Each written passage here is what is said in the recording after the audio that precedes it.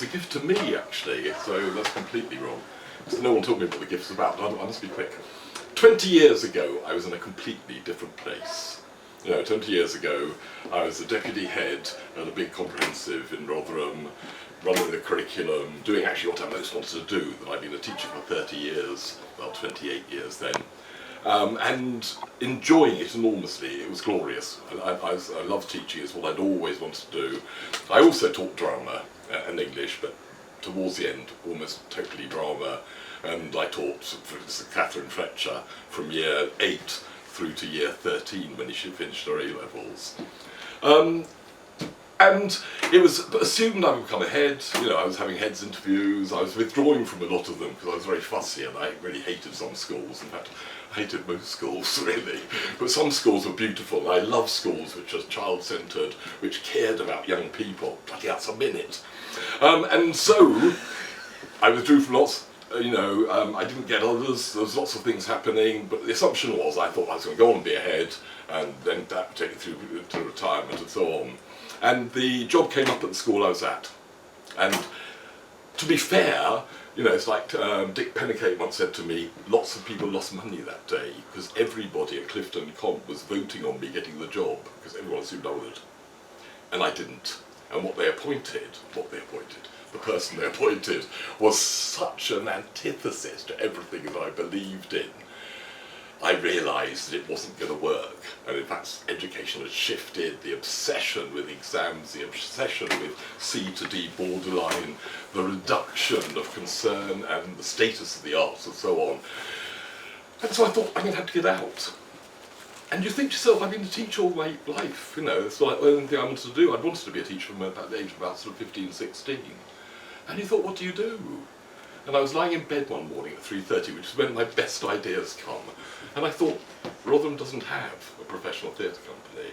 We pull in from Sheffield, pull in from Manchester, we pull in from all those places, those sort of services for schools and as a performance and so on. And I thought, I'm going to set up a professional theatre company. And in fact, 2 days later, literally was 2 days, Catherine phoned me from university.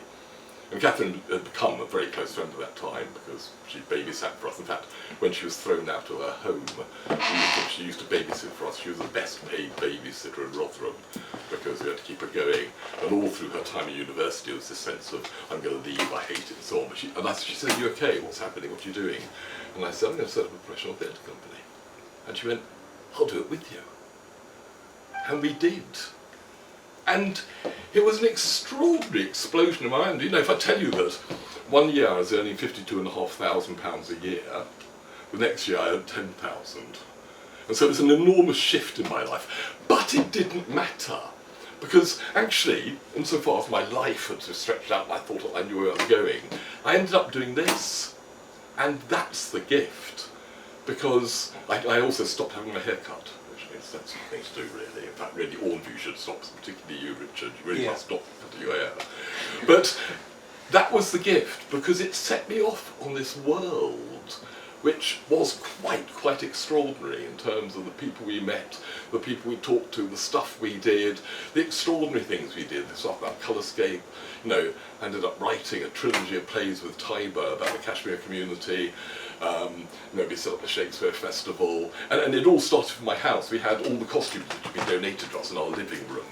And in fact, I had our cellar tanked in order to move it all downstairs in the cellar. Just at that point, the Unity Centre base came up and we got that.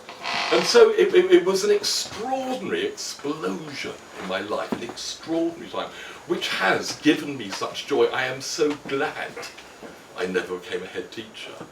No, Nikki did it for me, actually, because she went and became a head teacher.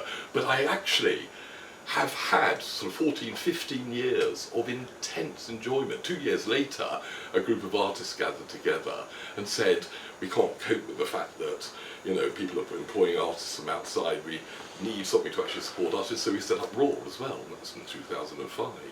And that's why you're all here. So perhaps it is a gift to you, because that happened, and it happened for me, and it has been such an utter joy.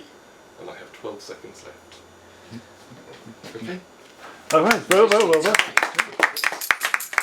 Very good.